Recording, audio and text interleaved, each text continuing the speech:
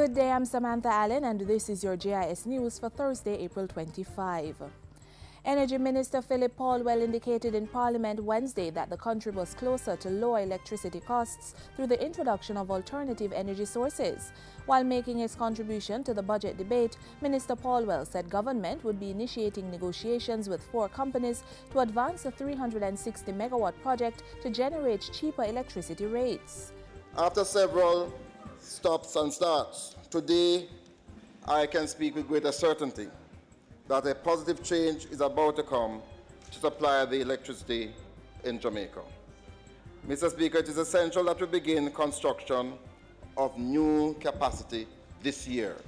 3 of the projects were selected by the Office of Utilities Regulations, OUR, from an initial list of 5 entities that presented unsolicited proposals for 14 projects. The 4th submission is an unsolicited proposal from the Hong Kong-based company Energy World International Limited, which is proposing to build a combined cycle gas-fired 360-megawatt plant adjacent to the LNG hub terminal. Minister Paulwell said the OUR would now seek the assistance of the National Contracts Commission to actively pursue negotiations with all 4 companies and present a recommendation to government within 30 days. Meanwhile, the Energy Minister has also revealed that government was looking to divest the petroleum company of Jamaica, PETCOM. We are currently having a valuation of the company's assets done, and we will announce more as information becomes available. Cabinet has established an enterprise team for the privatization. Mr. Irwin Jones, chairman of Petrojam, will lead this team.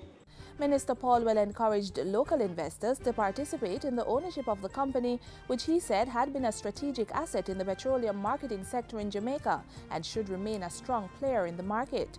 In the meantime, he revealed that starting June 24 this year, low-sulfur diesel would be available at Jamaican retail stations. 20,000 computer tablets are to be distributed to students and teachers at 30 schools island-wide starting September under Phase 2 of the e-learning program.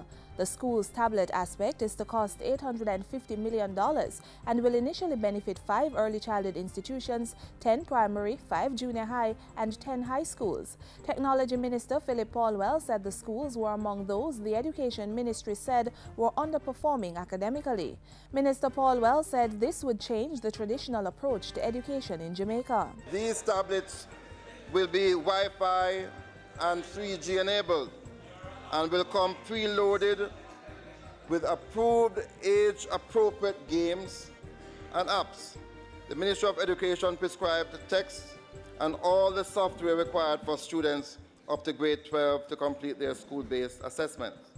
The pilot program is being undertaken by the Ministry of Technology in partnership with the Education Ministry, E-Learning Jamaica Company and the Universal Service Fund. The opposition spokesman on Tourism and Travel Services Development, Edmund Bartlett, also made his contribution to the 2013-2014 budget debate Wednesday. Dr. Bartlett said he agreed with the finance minister, who identified tourism as one of the linchpins in the growth agenda while opening the budget debate last week. The opposition spokesman said this would take concrete action on important issues and collaboration.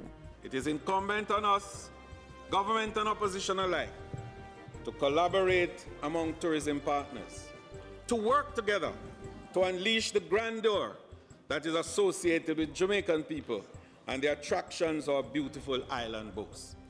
Government is reaffirming its support for the renaming of the Cornwall Regional Hospital in honor of the late Dr. Herbert ELDEMIRE.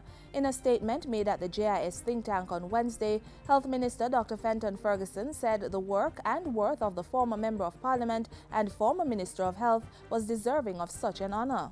It is against this background that after discussions with the Prime Minister, the Minister of Local Government and Community Development, the Mayor of Montego Bay, the Minister of Labour and Social Security, and the Members of Parliament for St. James, that the Cornwall Regional Hospital should be renamed the Herbert W. ELDEMIRE Regional Hospital.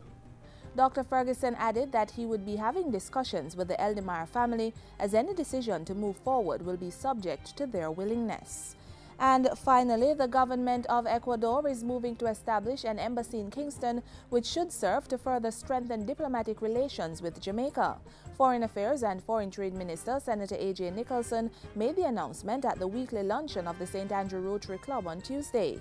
He said this was conveyed to him during discussions with Ecuador's Minister of Foreign Affairs, Trade and Integration, Ricardo Patino.